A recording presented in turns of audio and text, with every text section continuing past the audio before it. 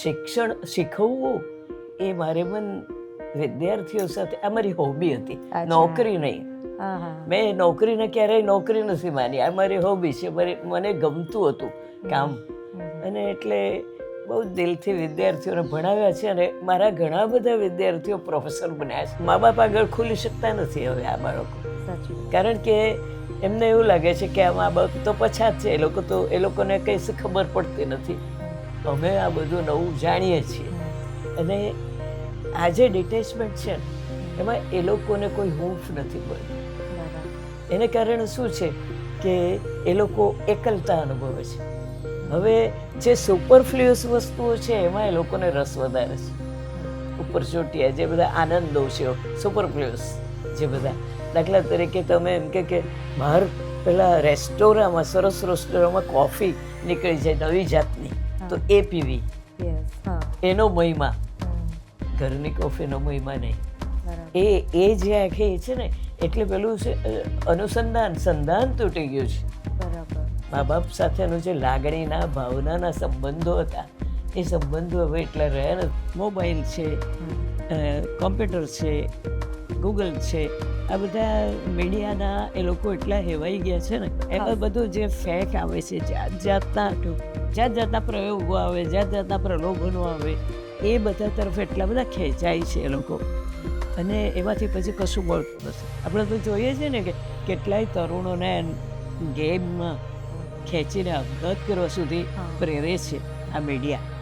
હવે અને એ મીડિયા એટલે જો 3 વસ્તુ આપે છે, એ સેક્સ આપે છે, એ હિંસા શીખવે છે, અને એ ગ્લેમર આપે છે. મીડિયા 3 વસ્તુ આપે છે. આ 3 વસ્તુ એ બાળકના ઉત્કર્ષમાં કંઈ જ ઉપયોગી નથી. મને એ બહુ જ વિસ્મય થાય કે માતા પિતા તો પોતાના બાળકને ખૂબ ચાહે છે, એ વાત સાચી છે, એમાં તો કોઈ સવાલ નથી. બાળક માટેનો પ્રેમ હોય જ, પણ પ્રેમ કેવી રીતે વ્યક્ત કરવો અથવા એને માટે શું કરવું જોઈએ, બાળકનું જતન કેવી રીતે કરવું જોઈએ, એ અંગે આપણે પૂરા સભાન નથી. દાખલા તરીકે માને બ્યુટી પાર્લરમાં 2 કલાક જવાનો સમય મળે છે, પણ બાળકની સાથે સમય આપવાનો સમય નથી.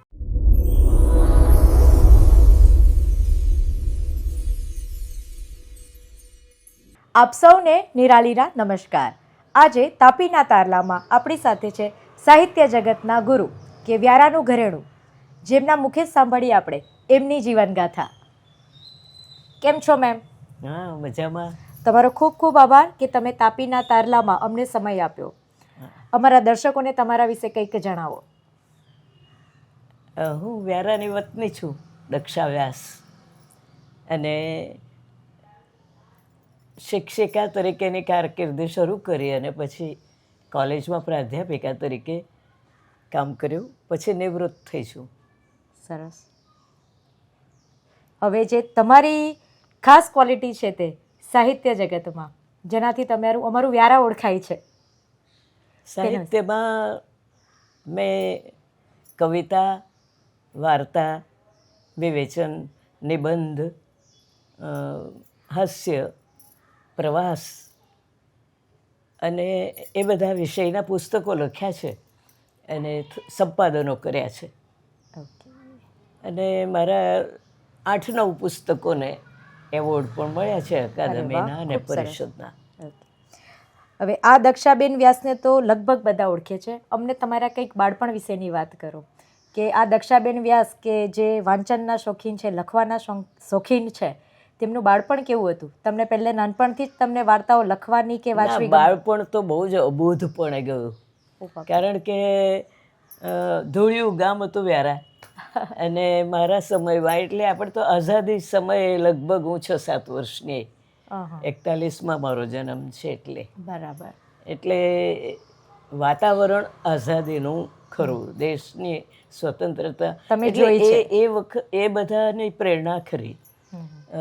ગામમાં ખૂબ સરસ પ્રવૃત્તિઓ થતી, પ્રભાત ફેરીઓ નીકળતી, અને પેલા એના અમને શીખવવા આવતા હતા. યુનિફોર્મ અમારે પહેરવાનો હોય ખાદીનો, અને અમને જુદા જુદા ગીતો, રાષ્ટ્રગીતો વગેરે શીખવા મળતું હતું. એટલે વાતાવરણ બધું થોડું દેશપ્રેમનું. અચ્છા, તમને બાળપણમાં દેશપ્રેમનું વાતાવરણ મળ્યું છે. અને પરિવારમાંથી કેમનો સહકાર સપોર્ટ હતો? પરિવારમાં અમારું સંયુક્ત કુટુંબ હતું. બરાબર. એટલે મારા દાદા દાદી હતા અને મારા પિતાજીને એ લોકો 3 ભાઈઓ અને 1 બહેન હતા. બરાબર. અને બધા અમે સાથે જ ઉછર્યા છીએ. ઓકે મેમ, લગભગ તમારા સમયમાં દીકરીઓને એટલું ભણાવતા નહીં હતા, તો તમારા ઘરેથી કંઈક એવું બંધન હતું કે બસ હવે મેટ્રિક થઈ ગયું, નથી ભણવાનું? ના, એવું નહોતું. પણ હું મેટ્રિક થઈ, એક સપનું હતું મારું ડૉક્ટર થવાનું. ઓહ. અને ડૉક્ટર થવું હતું, પણ મેટ્રિક થઈ પછી અમારા ઘરની સ્થિતિ એવી આર્થિક સારી નહોતી.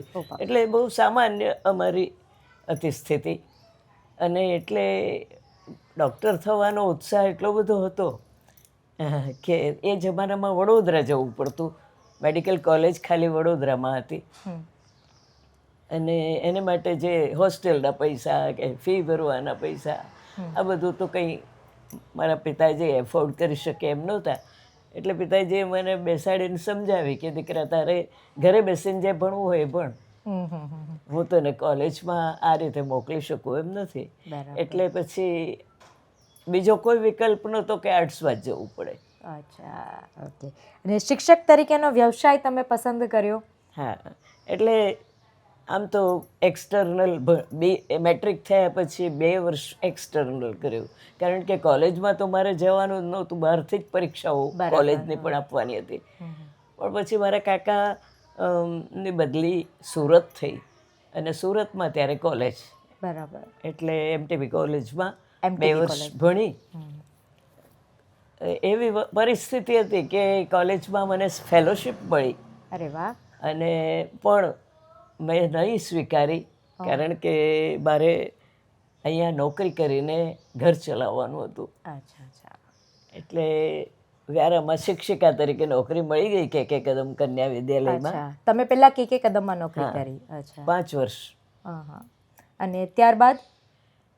ત્યાર પછી એવું થયું કે 5 વર્ષની નોકરી પૂરી થઈ એટલે ફતવો આવ્યો કે તમારે BEd કરવું પડે ફરજિયાત. અચ્છા. હવે BEd કરવાની આપણી કોઈ તાકાત નહોતી, કારણ કે પાછો એમાં ઘણો ખર્ચો થાય. અચ્છા અચ્છા. અને એટલે હું તો MA થઈ હતી, એટલે નોકરી કરતાં કરતાં MA કરી નાખેલું હતું. એટલે કોલેજોમાં અરજી કરી, પણ ઘણું મોડું થઈ ગયું હતું. એટલે છેક પોરબંદરમાં જગા હતી અને તે મળી મને નોકરી. એટલે પોરબંદર ગઈ. પોરબંદરમાં એઝ અ પ્રોફેસર ગયા?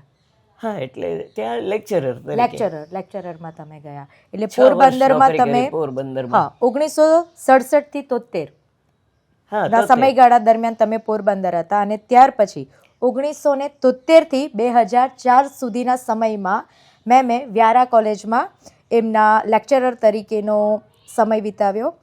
તેના કંઈક સંસ્મરણો અમારી સાથે, જે દરમિયાન તમે શિક્ષક હતા, લેક્ચરર હતા, તેના કંઈક સારો કોઈક એવો દિવસ કે કંઈક એવી યાદ જે તમે હજુ પણ યાદ કરો? હા, એટલે વ્યારા કોલેજમાં ઘણું બધું કામ થઈ શક્યું મારાથી, કારણ કે બહુ લાંબો સમય ઘણો 31 વર્ષ જેટલા તમે વ્યારા કોલેજને આપ્યા છે. એટલે ઘણું બધું કામ થઈ શક્યું. ત્યાં સાંસ્કૃતિક પ્રવૃત્તિઓમાં પણ હું આગળ હતી. અને શિક્ષણ શીખવવું એ મારે વિદ્યાર્થીઓ સાથે આ મારી હોબી હતી, નોકરી નહીં. મેં નોકરીને ક્યારેય નોકરી નથી માની, આ મારી હોબી છે. મને ગમતું હતું કામ. અને એટલે બહુ દિલથી વિદ્યાર્થીઓને ભણાવ્યા છે. અને મારા ઘણા બધા વિદ્યાર્થીઓ પ્રોફેસર બન્યા છે. અરે વાહ, બહુ સરસ. ઘણા આગળ વધ્યા છે, લખતા પણ થયા છે, કેટલાય રાઇટર બન્યા. એટલે અને આજ સુધી મારા ઘણા વિદ્યાર્થીઓ મારી સાથે સંપર્ક રાખે છે. રિટાયરમેન્ટને પણ ઘણા વર્ષ થઈ ગયા છે. તેમ છતાં આજ એમ કહેવાય કે શિક્ષકની સાચી મૂડી છે. મેમ, તમે લગભગ 50 જેટલા પુસ્તકો લખ્યા છે દક્ષાબેને. 3 જેટલા કાવ્ય સંગ્રહો છે, ઘણી બધી વાર્તા, કવિતા એમને પહેલાં જ કીધું. તો આ લખવાની તમને પ્રેરણા ક્યાંથી મળે છે? લખવાની પ્રેરણા તો એવું છે કે નાનપણમાં જે સ્કૂલમાં હતા ને, શાળામાં ભણીએ ત્યારે શું હોય કે આપણે એક આનંદ ખાતર આપણે જોડકણા કરતા હોઈએ. એટલે એવી રીતે જોડતા લખવાનું ચાલતું હતું, બાલિશ રીતે. એ તો બરાબર. પછી શાળામાં મેગેઝિન બહાર પડે તો તેમાં લખવાનું હોય તો વાર્તા કંઈ લખી કાઢીએ. અચ્છા, એમ કરીને હું 10મા ધોરણમાં હતી ત્યારે મેં પહેલી વાર્તા લખેલી. બરાબર. 10મા ધોરણથી? હા, એક બહુ સરસ એક ગીત છે, પથિક તારે વેસામાના દૂર દૂર આરા. ખબર નહીં, એ ગીત મને બહુ વસી ગયું અને પછી એમાંથી એક વાર્તા સૂજી, કોઈ મુસાફરની, અને એ લખાયેલી. પછી તો વાર્તાઓ ઓછી લખવાની કંઈ ચાલુ નહોતી રાખી, પણ લખવાનું મારા પીએચડીને કારણે વધારે શરૂ થયું. લખાતું હતું થોડું થોડું, પણ હું બહાર કંઈ પ્રગટ નહોતી કરતી, વાર્તા કે કવિતા કે કશું. પણ પીએચડી કર્યું ત્યારે એનો થીસીસ મારો પ્રગટ થયો અને મારા થીસીસને ખૂબ પ્રશંસા મળી. અચ્છા. અને એ રીતે પછી મેં જે પીએચડીમાં જે અભ્યાસ કર્યો તો એટલું બધું મહેનત એટલી બધી કે મારો વિષય ઘણો બધો વાઇડ હતો. સ્વતંત્રતા પછીની આખી ગુજરાતી કવિતાનો અભ્યાસ એવો હતું મારું. એટલે ઘણો બધો વિશાળ, ઘણા બધાએ મને સલાહ આપી કે તમે જરા સીમિત કરી દો, આટલું બધું નહીં થાય. અને પેલું એક વખત લીધું એટલે કરવું એમ. બરાબર. એટલે પીએચડીના થીસીસની સાથે બે પુસ્તક થયા, એટલો બધો અભ્યાસ કર્યો હતો. એટલે એક સાથે 3 પુસ્તકો બહાર નીકળી ગયા. પછી સામેથી બધું લખવાનું આવતું રહ્યું. બરાબર. મેગેઝિન્સમાં આમંત્રણ મળે કે તમે લખવા મોકલો, આના પર સમીક્ષા લખો, આ પુસ્તક પર આ કરો, અને એ રીતે લખતી થઈ ગઈ. અને પછી કવિતાઓ પણ પછી હિંમત કરી બહાર પ્રસિદ્ધ કરવાની, વાર્તાઓ પણ પ્રસિદ્ધ થઈ. અચ્છા, એટલે એવી રીતે બધું સ્ટાર્ટ થઈ ગયું. મેમ, વ્યારાની જે લાઇબ્રેરી આપણી શિવાજી પુસ્તકાલય જે બેઠી કરવામાં તમારું જે યોગદાન છે તે કંઈક અમારી સાથે ચર્ચા કરો. એ બહુ યાદગાર છે મારું. અને વ્યારાનું પુસ્તકાલય એક આદર્શ પુસ્તકાલય બને આખા ગુજરાતમાં, એવી ભાવના પણ મારી હતી. પણ જ્યારે 1985માં મને વિનંતી કરવામાં આવી કે ભાઈ તમે આ લાઇબ્રેરી બધી ખાડે ગઈ છે અને આખી બધું જ તંત્ર ખલાસ થઈ ગયું છે, તો એને વ્યવસ્થિત કરો. એટલે પછી લાઇબ્રેરીનું સુકાન મને સોંપાયું, મંત્રી બની હું લાઇબ્રેરીની. અને પછી મારે એકડેકથી જ કામ કરવાનું હતું, કારણ કે પુસ્તકો ધૂળ ખાતા હતા, પાણી ખૂબ ગળતું હતું ચોમાસામાં, બધું ફર્નિચર પણ ભાંગ્યું તૂટ્યું હતું. જે લાઇબ્રેરિયન હતા તે એના એટલા જાડા કાચના હતા ચશ્મા, અને એવા અક્ષર હતા કે શું લખે જ ખબર ના પડે, એ શું વાંચે છે ખબર ના પડે. અને જે પટાવાળો હતો તે પણ થોડી વખતે ફેફરું આવતું હતું, એનો દર્દી હતો. એટલે એકદમ આ સંસ્થા તો મારે માટે બહુ જ હેડેક જેવી હતી. બરાબર. હવે એ સંસ્થામાં માત્ર આવક 1800 રૂપિયા હતી. સ્ટેટ બેંકને ભાડે આપેલું હતું મકાન, અને હમણાં જે સ્ટેટ બેંક જે છે તે 1800 રૂપિયા ભાડું આવતું હતું. હવે એટલામાં તમે આટલું કેવી રીતે સંચાલન કરો? એટલે પહેલી વસ્તુ મેં બધું બંધારણ શોધી કાઢ્યું, બધું કહ્યું બંધારણની રીતે આખી બોડી બનાવો, એ કર્યું. અને પછી મેં પ્રપોઝલ મૂકી કે આપણે આ નહીં ચાલે, 10 વર્ષ થઈ ગયા છે, સ્ટેટ બેંકે આપણને ભાડું વધારે આપ્યું નથી, તો આપણે ભાડાની માગણી કરો. બરાબર. એટલે અમે 10,000 ભાડું માગ્યું. અને પછી સ્ટેટ બેંકે કીધું કે ભાઈ अब તમે ઉપર બાંધી આપો તો અમે 9.5 આપીશું. અને પછી 9.5 અમને ભાડું શરૂ થયું. અને અમારું તો મકાન બનાવવાનું તો એ લોકોએ ઉપર બાંધવાનું કીધું. અમે કીધું કે ઓવરડ્રાફ્ટ તમે આપો તો અમે બાંધીશું, અમારી પાસે પૈસા છે નહીં. એટલે પછી એમ શરૂ થયું. અને ત્યાંનું મકાન પણ નવું કર્યું, અને લાઇબ્રેરીને પણ મકાન નવું બનાવ્યું અમે. અને પછી 3 વખત મેં લડત કરી સ્ટેટ બેંક સાથે ભાડું વધારવા માટે. એટલે બીજી વખત 30,000 કર્યું એણે, ત્રીજી વખત 60,000 કર્યું. અને આજે લાઇબ્રેરી સદ્ધર છે, ₹1,00,000 ભાડું છે. બરાબર. એટલે એના રેન્ટ, ભાડાની આવકથી આપણી વ્યારાની લાઇબ્રેરી સારું એવી કાર્યરત છે. અને એમાં પ્રવૃત્તિ પછી ઘણી બધી કરી. આપણે કવિ સંમેલનો કર્યા, આપણે પુસ્તક મેળાઓ કર્યા, આપણે છે તે બધા સાંધ્ય ગોષ્ઠી નામે એક વ્યાખ્યાન માળા શરૂ કરી દર મહિનાના છેલ્લા રવિવારે, અને એ રીતે લગભગ 300 સાંધ્ય ગોષ્ઠી કરી. અને આપણે પછી લાઇબ્રેરીનો ઇતિહાસ લખ્યો મેં આખો પહેલેથી. લાઇબ્રેરીમાં જેટલી સાંધ્ય ગોષ્ઠી થઈ એ સાંધ્ય ગોષ્ઠીનું એડિટિંગ કરીને એનું એક પુસ્તક કર્યું, અને ત્રીજું એક પુસ્તક વ્યારાના લેખકોનું કર્યું. એમ 3 પુસ્તકો આપણે લાઇબ્રેરીમાં કર્યા મેં. ખૂબ સરસ. મેમ, આગળ વધીએ તો ચાઇલ્ડ વેલફેર કમિટીમાં તમે લગભગ તમારા જીવનના 11 વર્ષ આપ્યા છે. તેના કંઈક સંસ્મરણો અમારી સાથે શેર કરો. હા, એ હવે ચાઇલ્ડ વેલફેર કમિટી શું છે કે સરકાર નોમિની, આપણે સરકારના નોમિની તરીકે કામ કરતા હોઈએ. કોણે નામ આપ્યું કશું આપણને ખબર નથી. બરાબર. પણ એ કામ આવ્યું એટલે મને રસ હતો. આમે સમાજ સેવામાં, સામાજિક કામોમાં રસ હતો મને, એટલે મેં સ્વીકાર્યું. અને એમાં કેવી રીતનું કામ હોય છે? એમાં આપણે બાળકો સાથે કામ કરવાનું હોય છે, અને એમાં દરેક પ્રકારના બાળક આવે. ન્યૂ બોર્ન બેબીઝ, જે કોઈ સંડાસમાં ફેંકી દીધેલું હોય, કોઈ ઉકરડામાં ફેંકી દીધેલું હોય, એ બેબીઝ આવે. પછી અપરાધી બાળકો આવે, અપરાધમાં ગયેલા બાળકો આવે, જે બાળકો રસ્તે રખડતા હોય એવા બાળકો આવે, નિરાધાર બાળકો આવે. આ બધા બાળકો સાથે કામ કરવાનું હોય આપણે. અને એ બધા બાળકોનું ને વ્યવસ્થિત એ કરવાના. જે ન્યૂ બોર્ન બેબીઝ હોય, પછી જે બાળકોના વાલી નહીં હોય, અનાથ હોય, એના માટે ત્યાં સંરક્ષણ ગૃહ છે, નારી સંરક્ષણ ગૃહ, મહાજન બાલ આશ્રમ સુરતમાં. તે બધેમાં રાખવામાં આવે બાળકોને.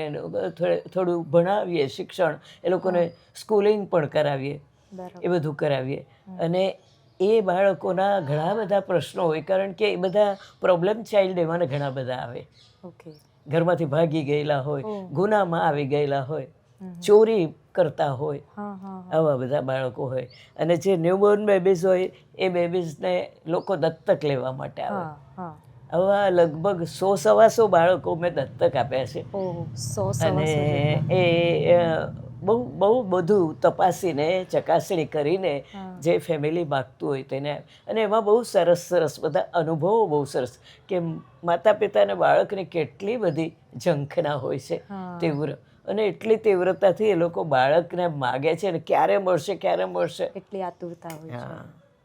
એટલે એ જે તમે જે ચાઇલ્ડ વેલફેર કમિટીમાં જે તમે 11 વર્ષ આપ્યા, તે વખતનો કોઈક પ્રસંગ જે ખરેખર તમને હજુ પણ તમને યાદ હોય કે અમારા માટે કંઈક પ્રસંગો તો પુષ્કળ છે.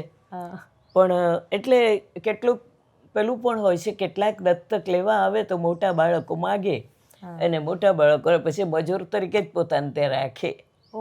એટલે આપણે બધું, એ બધું પછી અમે બાળકને ખેંચી લઈએ પાછું.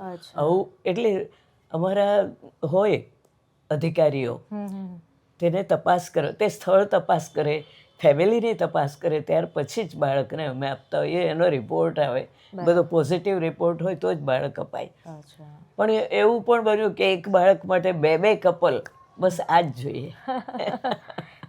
અને તેમાંનું એક કપલ એને માંદું છે એમ કરીને હોસ્પિટલમાં ઉપાડી ગયો. અને હું વ્યારા, એટલે ખબર ના પડે. પછી મારી મિટિંગ હોય, 15 દિવસે એક મિટિંગ કરવાની થાય. અને ત્યારે અમે તે બાળકની હિસ્ટ્રી મને ખબર પડી કે આને તો આ લોકો ઉઠાવી ગયા છે. એટલે પછી એ લોકોને બોલાવ્યા, અને એ લોકોને કીધું કે બાળક તો મારે જોવું છે, લઈ આવો. તો કે બેન માંદું છે એટલે હોસ્પિટલમાં છે. તો મેં કીધું મારે હોસ્પિટલમાં આવવું છે, મારે જોવું છે બાળકને. હોસ્પિટલમાં એમની જોડે ગઈ, ડૉક્ટર સાથે વાત કરી, અને પછી ડૉક્ટરે કીધું કે બાળક તો હવે સારું છે, તમને આપી શકાય એમ. બાળકને લઈ આવ્યા. બાળક લઈને પહેલાં આવ્યા, પછી મેં કીધું લાવો મને ખોળામાં આપો. હવે 2 ફેમિલીએ માગેલું એટલે અમારું તો નક્કી કરવાનું હતું બેમાંથી કોને આપવાનું. પહેલાં લોકો દાદાગીરી કરીને લઈ લે તો નહીં અપાય. એટલે મેં કીધું કે આ બાળક હવે અમારું છે, અમારી પાસે રહેશે. તમારા 2 ફેમિલીનો અભ્યાસ કરશે અમારા અધિકારીઓ, ત્યાર પછી અમે નિર્ણય લઈશું. બાળક લઈ લીધું મેં. આવા બધા ઘણા બધા અનુભવો થાય આપણને. ઓકે મેમ, આપણે વ્યારા નગરપાલિકામાં સાંસ્કૃતિક સમિતિમાં પણ લગભગ તમે 5 વર્ષ જેવી સેવા આપી છે. 5 વર્ષ. તે કાર્યકાળ સમય એટલે કોર્પોરેટર હતી હું. અચ્છા, તમે કોર્પોરેટર હતા. ઓકે. તે વખતની કંઈક હા, એટલે એ વખતે સાંસ્કૃતિક સમિતિની મહિલા બાળ સમિતિની હું ચેરપર્સન હતી. એટલે સાંસ્કૃતિક સમિતિમાં મેં માર્ચિંગ સોંગની કોમ્પિટિશન 26મી જાન્યુઆરીએ શરૂ કરેલી. એ હું હતી ત્યાં સુધી ચાલી, પછી તો કોઈએ બીજે નહીં ફોલોઅપ થયું. પછી શેરી ગરબા અને માંડવડી સ્પર્ધા શણગારની, તો એ લાંબો વખત ચાલી. હમણાં 2-3 વર્ષથી બંધ છે. નહીં, આ વર્ષે પણ થયા શેરી ગરબા થાય છે, પણ નગરપાલિકા બહુ વર્ષો લાંબો પિરિયડ, કારણ કે હું તો 82 થી 86 દરમિયાન હતી હું, એટલે ત્યાર પછી બહુ વર્ષો સુધી પછી ચાલુ રહી. ઓકે, એટલે આ બધી પ્રવૃત્તિઓ તમે સ્ટાર્ટ કરાવી હતી. Okay, good. મેમ, તમે પેરેન્ટિંગ ક્ષેત્રે 12 વર્ષથી તમે સંકળાયેલા છો, તો આજના જે આપણા દર્શકો છે, ઓડિયન્સ છે, તેમાંથી ઘણા બધા મારા જેવા વાલી પણ છે, તો તમે એમને શું એડવાઇસ આપશો આજના સમયને ધ્યાનમાં રાખીને? હા, એટલે એઝ અ પેરેન્ટિંગ ટિપ્સ. મને એ બહુ જ વિસ્મય થાય કે માતા પિતા તો પોતાના બાળકને ખૂબ ચાહે છે. એ વાત સાચી છે, એમાં તો કોઈ સવાલ નથી. બાળક માટેનો પ્રેમ હોય જ, પણ પ્રેમ કેવી રીતે વ્યક્ત કરવો અથવા એને માટે શું કરવું જોઈએ, બાળકનું જતન કેવી રીતે કરવું જોઈએ, એ અંગે આપણે પૂરા સભાન નથી. દાખલા તરીકે માને બ્યુટી પાર્લરમાં 2 કલાક જવાનો સમય મળે છે, પણ બાળકની સાથે સમય આપવાનો સમય નથી. એકદમ સાચી વાત છે. બાળકને સમય આપવો પડે છે સ્પેશિયલ તમારે. અને જો પછી તમે આ મીડિયાના બંધાણી હો, સોશિયલ મીડિયાના, ટીવી હોય કે પછી આ મોબાઈલ હોય કે બધાના બંધાણી જો તમે હો તો છોકરા થવાના. અને હું એવું જોઈ રહી છું કે ઘણા મા બાપ 1.5-2 વર્ષના બાળકને પણ એ રડવા માંડે એટલે એને મોબાઈલ પકડાવી દે છે, અને એમાં એ બાવલા નાચ્યા કરે, તે જોયા કરે બાળક આભું બનીને, આમ આંખ ફાડીને. હવે એ બાળક પછી મોબાઈલમાં જ ઉછરવાનો છે, અને આ રેડિયેશન છે ગમે તેમ પણ, એટલે આંખને પણ અસર કરવાનું છે. બાળક એનો પેલો એ થઈ જશે વ્યસની. જેવું વ્યસન આ બેડી ચા તમાકુનું બધાનું શું હોય છે ને, તેવું આનું પણ વ્યસન હોય છે. એડિક્શન એ બધી વસ્તુઓનું થઈ જાય છે. એટલે બાળકો પ્રત્યે હું એમ કહું કે ભણેલી ગણેલી માતા હોય, ભણેલા ગણેલા પિતા હોય, શેના માટે બાળકને ટ્યુશન અપાવવું જોઈએ? આજે એક ટ્યુશનનો મેન્યા તો બહુ જ દરેક. હું અત્યારે પણ બાળકો સાથે હું કામ કરું છું અને પૂછું છું, હાથ ઊંચા કરો, કેટલા જણ ટ્યુશન પર જાય છે? તો લગભગ 90% બાળકો ટ્યુશન લે છે. શેના માટે? પહેલા ધોરણથી નહીં, તમે બાળ મંદિરના બાળકો પણ ટ્યુશને જાય છે. હવે આ બાળકને રમવાનો સમય ચોરો છો તમે, એને મુક્તિ આપવી જોઈએ, મુક્ત રાખવા જોઈએ બાળકોને. એ મુક્ત નથી રાખતા આપણે. બરાબર, સાચી વાત છે. ઓકે, મેમે બહુ સારી વાત કરી. મેમ, બીજું આગળ આપણે વધીએ તો આજકાલનું જે જનરેશન એકલતા અને ડિપ્રેશનનો શિકાર થાય છે, તો એના માટે તમે શું કહેશો? કેમ ડિપ્રેશન આવે છે? આજના બાળકો જે છે, આજના યુથ છે, તરુણો અને યુવાનો, એ જે આપણી કુટુંબ સંસ્થા છે ને, એનાથી ડિટેચ થઈ ગયા છે. મા બાપથી મા બાપ આગળ ખુલી શકતા નથી હવે આ બાળકો. કારણ કે એમને એવું લાગે છે કે આ મા બાપ તો પછાત છે, એ લોકોને કંઈ ખબર પડતી નથી, અમે આ બધું નવું જાણીએ છીએ. અને આ જે ડિટેચમેન્ટ છે ને, એમાં એ લોકોને કોઈ હૂંફ નથી મળતી. બરાબર. એને કારણે શું છે કે એ લોકો એકલતા અનુભવે છે. હવે જે સુપરફ્લુઅસ વસ્તુઓ છે એમાં એ લોકોને રસ વધારે છે. ઉપર ચોટિયા જે બધા આનંદો છે સુપરફ્લુઅસ, જે બધા દાખલા તરીકે તમે એમ કે બહાર પેલા રેસ્ટોરાંમાં, સરસ રેસ્ટોરાંમાં કોફી નીકળી જાય નવી જાતની, તો એ પીવી, એનો મહિમા. ઘરની કોફીનો મહિમા નહીં. એ જે આખી છે ને, એટલે પેલું છે સંધાન તૂટી ગયું છે.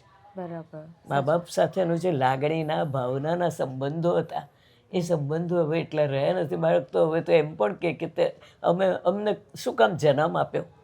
આજના તો જોવાની એમ પણ કહે છે મા બાપને.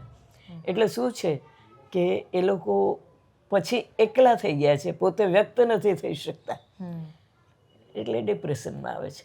બીજું શું છે કે હવે આ મોબાઈલ છે, કોમ્પ્યુટર છે, ગૂગલ છે, આ બધા મીડિયાના એ લોકો એટલા હેવાઈ ગયા છે ને ફેસબુક કે ને હા, ઇન્સ્ટાગ્રામ એમાં બધું જે ફેક આવે છે, જાત જાતના પ્રયોગો આવે, જાત જાતના પ્રલોભનો આવે, એ બધા તરફ એટલા બધા ખેંચાય છે એ લોકો, અને એમાંથી પછી કશું મળતું નથી. આપણે તો જોઈએ છીએ ને કે કેટલાય તરુણોને ગેમમાં ખેંચીને આપઘાત કરવા સુધી પ્રેરે છે આ મીડિયા. હવે અને એ મીડિયા એટલે જો 3 વસ્તુ આપે છે, એ સેક્સ આપે છે, એ હિંસા શીખવે છે, અને એ ગ્લેમર આપે છે. બરાબર. મીડિયા 3 વસ્તુ આપે છે. આ 3 વસ્તુ એ બાળકના ઉત્કર્ષમાં કંઈ જ ઉપયોગી નથી. ગ્લેમરની જરૂર નથી, સાચી વાત. સેક્સની એવી જરૂર નથી, હિંસાની. સેક્સ તો એની અનુકૂળ સમયે એ લોકો એ ભોગવવાના જ છે, પણ એ નાનપણથી જ આ બધું એ જોવા માંડે છે, શીખવા માંડે છે, એનું મન વિકૃત થાય છે. વિકૃત થાય છે, સાચી વાત છે. ખૂબ સરસ. મેમ, આપણા જે આજકાલના બાળકો છે તે તો તમે તમારા એમાં કીધું જ કે જે રીતે મોબાઈલનો યુઝ કરે છે, બરાબર, આપણે હમણાં જ વાત કરી, તો એ લોકોને વાંચન તરફ કેવી રીતે વાળી શકાય? હા, કે ઇવન બાળકો નહીં, હું તો કહું કે યંગસ્ટર્સ પણ વાંચન તરફ બાળકને વાળવા માટે મા બાપે વાંચવું પડે. મા બાપે વાંચવું પડે. આજે હું જ્યારે બાળકોને ભેગા કરીને બાળકો સાથે એ કરું છું ઇન્ટરેક્શન, ત્યારે બાળકોને પૂછું છું કે તમારામાંથી કેટલાના માતા પિતાએ, કેટલાના દાદા દાદીએ તમને વાર્તા કરી છે? બરાબર. નાનપણમાં અમને તો વાર્તા કહેતા, અમારા દાદા દાદી, મમ્મી પપ્પા બધા. એટલે વાર્તા એ લોકોને સાંભળી જ નથી એ લોકોએ. એટલે વાંચન રસ ક્યાંથી આવવાનો? બરાબર. વાર્તા પહેલેથી જો સાંભળતા હોય તો બીજી વાર્તાઓ વાંચવાનો રસ જાગે છોકરાઓને. બીજું શું છે, સમય જ નથી મળતો. ટ્યુશન સવાર થાય કે ટ્યુશન, સ્કૂલ સાંજ થાય કે ટ્યુશન, રમવાનો સમય નથી. ખુલ્લા મેદાની રમતો છૂટતી જાય છે, અને પછી છેવટે સૂઈ જવાનું, લેસન, સૂઈ જવાનું. તો એ લોકો ક્યારે ઇતર વાંચન કરે? એટલે ઇતર વાંચનની જે હોબી છે એ ડેવલપ કરવા માટે નથી શાળામાં કોઈ વ્યવસ્થા, નથી ઘરમાં વાતાવરણ. બરાબર. મા બાપે વાંચવું પડે સાથે. અમે એટલે જ આ વાલીઓને પણ અમે કાઉન્સેલિંગ કરીએ છીએ, શિક્ષકોનું કાઉન્સેલિંગ કરીએ અમે, આ પેરેન્ટિંગમાં બાળકોનું કાઉન્સેલિંગ કરીએ. અને હમણાં તો અમે આ પ્રોજેક્ટ ઉપાડ્યો છે કે બાળકોને લાઇબ્રેરીમાં સીધા બોલાવીએ છીએ. ગુડ. અને એક ક્લાસ, 2 ક્લાસ અમારી પાસે આવે છે, અને બાળકોને આખી લાઇબ્રેરીમાં અમે ડિસ્પ્લે કરી દીધેલું છે બધા બહુ સરસ બાળકોના પુસ્તકો, અંગ્રેજી માધ્યમના અને ગુજરાતી માધ્યમના. અને એ બાળકોને જોવા ખુલ્લેથી અડધો કલાક આપીએ છીએ કે તમે આ જુઓ પુસ્તકો, એમાં તમને મન થાય તે લઈ લો અને બેસીને વાંચો 10-15 મિનિટ. અને બાળકો સરસ રીતે ઉત્સાહથી વાંચે છે. બરાબર. ખૂબ સરસ. મેમ, તમે તો ઘણા બધાના ગુરુ છો. તમારા ગુરુ કોણ છે? તમને કોણામાંથી પ્રેરણા મળે છે? મેં છે ને એક પુસ્તક લખ્યું છે, પથ પ્રદીપ. પથ પ્રદીપ. હા, એમાં મેં મારા જે ગુરુઓ કે મને જેમણે મને પ્રેરણા આપી હશે, આગળ વધવા માટે મને પ્રોત્સાહિત કરી, આ લખવા માટે, મારી કલમ કેવી ચાલે છે એને માટે મને પ્રોત્સાહિત કરી, જેમણે એ બધાના, અને જે એની સાથે મારે અંતરંગ થયા એવા બધા મારા વડીલો, સાહિત્યકારો. મારા ગુરુ જે છે તે જયંત પાઠક છે. જયંત પાઠક. એમની પાસે હું MA સુધી ભણી અને PhD પણ એમની પાસે કર્યું. એટલે એ મારા મુખ્ય ગુરુ કહેવાય. પણ બધા જ ગુરુઓ આમ ભણાવતા હોય તે ઘણા બધા જણા ભણાવતા હોય, અને તે કરતાં બીજા મોટા મોટા વિદ્વાનો, સાહિત્યકારો, એ બધાના સંપર્ક, જેમ કે હીરાબેન પાઠક, મનુભાઈ પંચોળી દર્શક, ગુલાબદાસ બ્રોકર, આવા બધા મોટા મોટા જે, એ લોકોએ મને બહુ પ્રેમ આપ્યો, બહુ સમજણ આપી. સાહિત્યમાં આગળ વધવા માટેની સ્ફૂર્ણા જે બધી મળી તે એ લોકો પાસે મળી, આ બધા પાસે. એટલે PhD થઈ તેવી જ બધા પાસેથી ટકોર મળી કે અહીંયા અટકી જવાનું નથી લખતા. આટલું લખ્યું, હવે તમારે લખતા રહેવાનું છે, આગળ વધવાનું છે, આ વસ્તુ. અને પછી એ લોકો આપણે રિમાઇન્ડર આપે, આપણને શું કર્યું પૂછે, ઉલટ તપાસ લઈ, શું કરો છો, શું લખો છો, શું કરો છો, એ આપણે હા એટલે એમાં પછી એ રીતે ઊંડા ઉતરતા ગયા અને લખાતું ગયું. મેમ પર્સનલ સવાલ કરું તો તમે લગ્ન નથી કર્યા બરાબર, તમે આજીવન તમે કુંવારા રહ્યા છો, તો તમને કોઈક વખત એવું એકલતા કે એવું કંઈ લાગ્યું ખરું કે તમારા પુસ્તકોએ તમારા સાથ કોઈ દિવસ છોડ્યો? આ છે ને તે અલબત્ત મારી પરિસ્થિતિ જ એવી હતી કે મારે આ ઘર ચલાવવાનું હતું. એટલે બહુ જ નાની ઉંમરે, એટલે મેટ્રિકનો જે મને અનુભવ થયો કે પિતાજીએ કહ્યું કે ભાઈ તું ઘરે બેસીને જે ભણવું હોય તે ભણ, એટલે ત્યારથી એક બીજ રોપાયું કે ભાઈ મારી જવાબદારી છે આ ઘર માટે. તો એ જવાબદારી એ મારી પહેલી વસ્તુ છે, એને મારે પ્રાયોરિટી આપવાની છે. એટલે મેં નક્કી કર્યું કે નહીં, આપણે નથી કરવા, એ અનિવાર્ય નથી. મેરેજ એક જરૂરિયાત છે, અનિવાર્યતા. સાચી વાત છે. એટલે શું છે કે મને એ જરૂરિયાત લાગી નથી, મને અનિવાર્ય લાગી નથી એ. એટલે આ રીતે જ જીવવાનું મને, અને મારે ઘણા બધા મિત્રો છે, પુરુષ મિત્રો બી છે, સ્ત્રી મિત્રો બી છે, ઘણા બધા મિત્રો છે, પણ એવું મને જરૂરી લાગ્યું નથી. અને આ સહજ રીતે જ હું જીવી છું એ રીતે. એટલે કે ને સાચી રીતે તમે સાર્થક કર્યું કે પુસ્તકો જ આપણા સાચા મિત્ર. તમે પુસ્તકોને જ તમારું ફેમિલી બનાવી દીધું. મારું પુષ્કળ જ, વાંચ્યા વગર શું તો ઊંઘ નહીં આવે, એટલે વાંચવું પડે.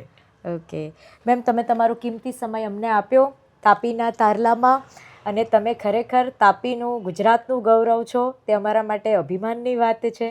અને તમે આટલો સમય આપ્યો તે માટે હું ખરેખર તમારી આભારી છું. તમે આટલી મારી વાત સાંભળી એ માટે મારે આભાર માનવાનો, કારણ કે નવી પેઢીઓ વૃદ્ધોને સાંભળતી નથી. નહીં, અમારો આશય જ એ રીતનો છે કે તમારા જેવા વ્યક્તિઓને હું આગળ લાવું, કે તમને જોઈને સાંભળીને કોઈકને પ્રેરણા મળે, કોઈકને કંઈક શીખવા મળે. કદાચ કોઈક પેરેન્ટ્સ આપણો આ વિડીયો જોઈ તો એને કદાચ એમ થાય કે નહીં, હવે હું મારી દીકરીને 1 કલાક આપું, કે હું મારા દીકરાને 1 કલાક આપું, માતા પિતાને થાય. એટલે મારો હેતુ જ હતો મેમ. એટલે થેન્ક યુ સો મચ, તમે અમારા ચેનલ પર આવ્યા, અમને આટલો સમય આપ્યો, આટલી સરસ વાતો કરી, આટલા સારા સંસ્કાર આપ્યા. Thank you Dakshaben. Thank you all of you. બહુ સરસ.